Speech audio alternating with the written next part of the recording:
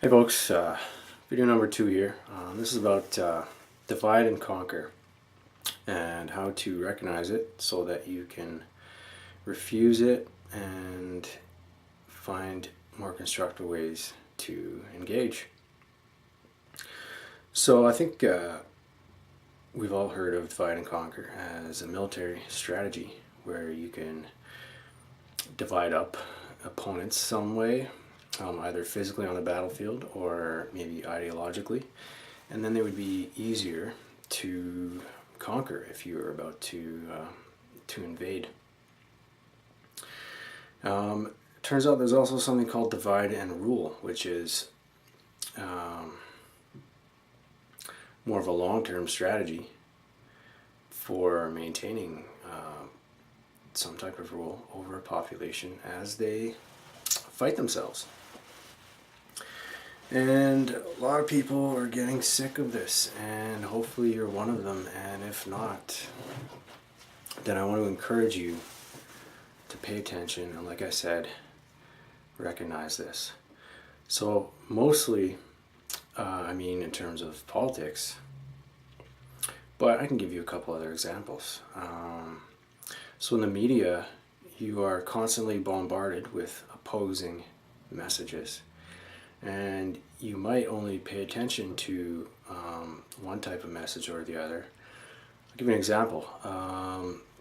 This was something that my mom pointed out to me. She said every magazine, every woman's magazine in the grocery store has a picture of a big fat cake on the front and a new diet.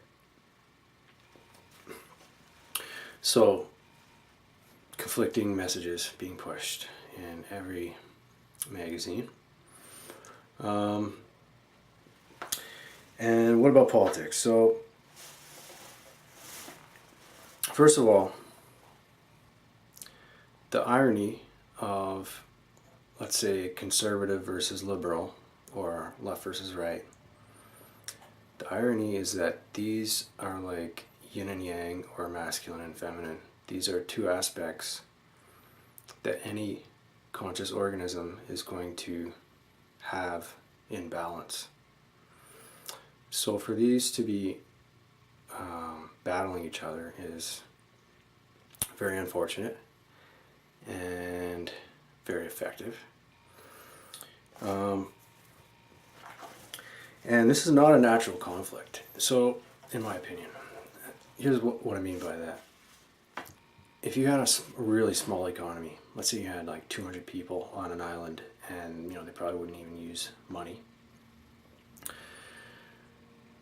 It could occasionally be the case that they have to make tough decisions on how to allocate their resources.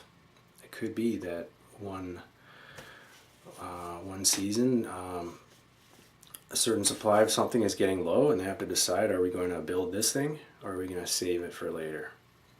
And maybe there could be some fighting over that. But what about in an economy of 300 million people like the United States, and you have left and right fighting each other for decades and decades, hundreds of years? People live and die convinced that their country needs to be more to the left or more to the right. And if that doesn't make you suspicious,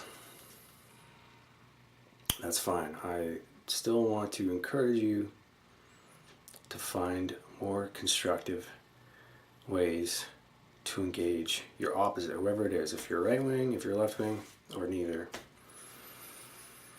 If you can recognize, let's say you're left wing, if you can recognize the conservative part of your own self, then it won't be so bad. You won't. The saddest thing, of course, is if your family gets divided for these reasons. Imagine if I went to China and found out that half the population was pro-yin and half the population was pro-yang. That would be very silly. I'm sure they have whatever conflicts that they do have there, but that would be quite silly. And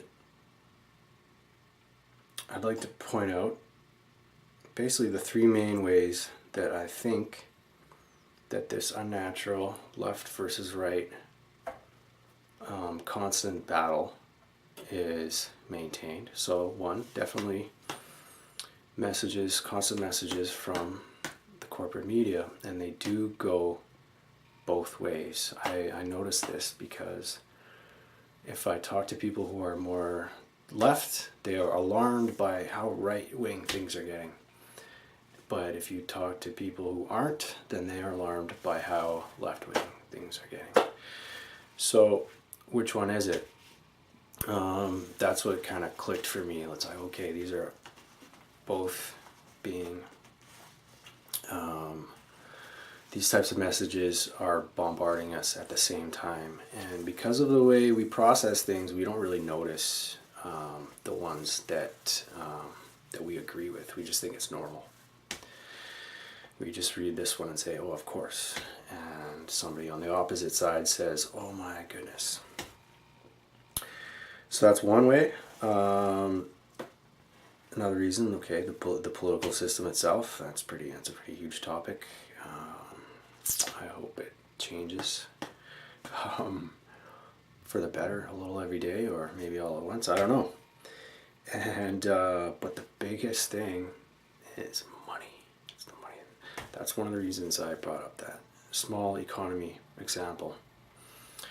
If you have an island of 200 people and some emergency is happening, and imagine somebody going, we don't have enough money to do that. I'm talking about an island that doesn't trade with outside islands, so they wouldn't be able to use money to get things from other people. They can only use it to trade internally.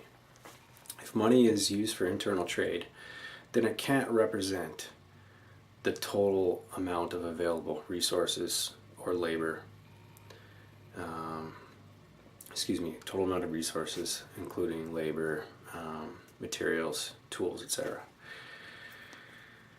But when you get to this large scale, and you have the type of money system that we have, there's a constant lack of funds that doesn't represent a lack of resources.